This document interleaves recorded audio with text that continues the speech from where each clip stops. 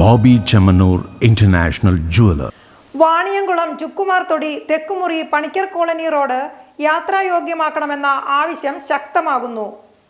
വാണിയംകുളം പഞ്ചായത്തിലെ Chukkumar Thodi Thekkumuri Panicker colony road കാലങ്ങളായി പൊട്ടിപ്പൊളിഞ്ഞു കിടക്കാൻ തുടങ്ങിയിട്ട് മഴക്കാലമായാൽ വിദ്യാർത്ഥികളടക്കമുള്ളവർ നീന്തിപ്പോകേണ്ട അവസ്ഥയാണെന്നും BJPയും CPMും മാറി മാറി വാർഡ് ഭരിച്ചിട്ടും റോഡ് ശരിയാക്കാൻ ശ്രമിച്ചില്ല എന്നും പ്രദേശത്തെ ഓട്ടോ ഡ്രൈവർമാർ പറയുന്നു.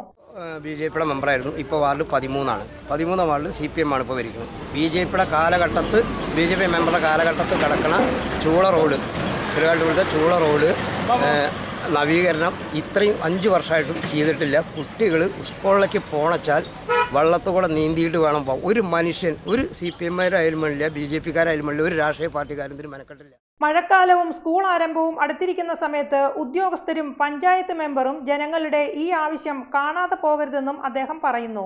ഇനി വരാൻ പോണത് സ്കൂൾ തുറക്കൽ മഴക്കാലം.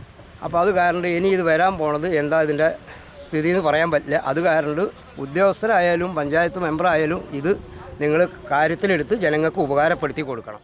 അതേസമയം ഈ റോഡിന്റെ അവസ്ഥ ശ്രദ്ധയിൽപ്പെട്ടിട്ടുണ്ടെന്നും റോഡിന്റെ പ്രശ്നം പരിഹരിക്കുന്നതിനായി 2026 വാർഷിക പദ്ധതിയിൽ ഉൾപ്പെടുത്തിയിട്ടുണ്ടെന്നും പഞ്ചായത്ത് വൈസ് പ്രസിഡന്റ് കൃഷ്ണകുമാർ പറഞ്ഞു. 2 വാർഡുകളെ ബന്ധിപ്പിക്കുന്ന പ്രധാന റോഡാണിതെന്നും ഇതിന്റെ പ്രാധാന്യം ഈ ഭരണസമിതിക്ക് അറിയാമെന്നും അദ്ദേഹം പറഞ്ഞു.